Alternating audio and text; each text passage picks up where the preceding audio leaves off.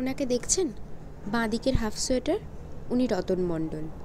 আজকে উনি খুব ব্যস্ত বটে, কিন্তু কাল মেয়েকে নিয়ে টালার হাটে যাবেন। রঙিন মাছ কিনে দিলে সে আর কেমোথেরাপির সময় নাকি কাঁদবে না।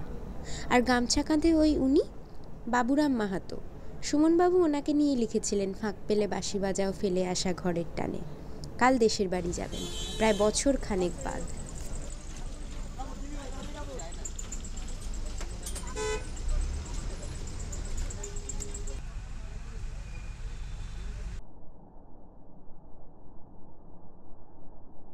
ইনি পিন্টু নস্কর। রোজ দিনই বাজার থেকে ঠকে ফেরেন। এখন ভালো করে তাই দেখছেন খুচরোগুলো যে ঠিক কতটা ঠকলেন। যাকগে, সেসব কথা থাক। ইনি কাল চিড়িয়াখানা যাবেন 10 বছরের ছোট নতুন বউ আর পুঁচকে শালিকে নিয়ে। কাল যে প্রথম বিবাহবার্ষিকী, দুজনেই যেতেন, কিন্তু শালি ঠাকুরুন কখনো বাঘ দেখেনি কি না।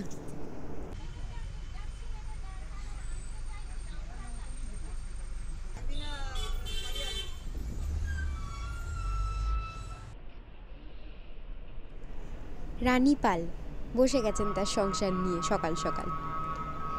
আসলে কয়েকজন রাজমিস্ত্রির দুপুরের খাওয়া দাওয়ার ভার রোজ এনার ওপরেই থাকে। কিন্তু আগামীকাল বস্তির সবাই মিলে পিকনিক যাওয়া হবে, সেখানেও পেট পূজার পূজারিনী উনি।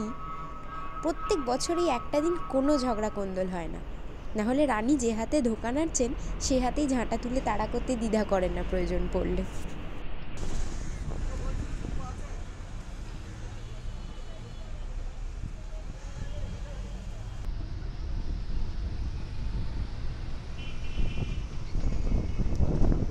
ইনি আরেক অমলকান্তি, যিনি রোদ্দুর হতে পারেননি। বেকারদের বোধহয় সব থেকে বেশি কাজ থাকে। সকালে বড়দার ছেলে টুকুনকে স্কুলে দেওয়া, বাজার করা, মেজদার ফোনে রিচার্জ করিয়ে দেওয়া, সবশেষে এখন আবার টুকুনকে নিয়ে ফেরা। সকালটা এভাবেই কাটে, বাকি দিনটাও এভাবেই কাটবে। কিন্তু কাল এভাবে কাটবে না। কাল রাজশ্রীকে কথা দিয়েছে কালিকার ফিশ ফ্রাই খাওয়াবে।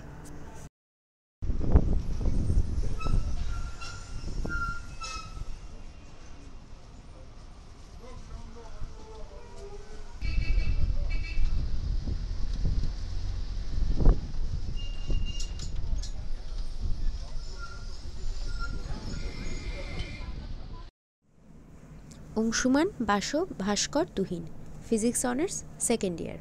আজ পরীক্ষা ছিল। বাসব আর তুহিন কিছু পড়ে আসেনি। 15 মিনিট পর সাদা খাতা জমা দিয়ে বেরিয়ে এসেছে।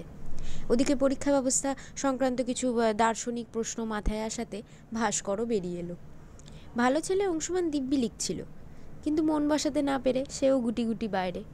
কাল থেকে 1 সপ্তাহ ছুটি কলেজ, বকখালি যাবে, প্রথমবার বড়রা ছাড়া। ভেবেই মনে পড়ল যে ওরা নিজেরাই তো এখন বড়।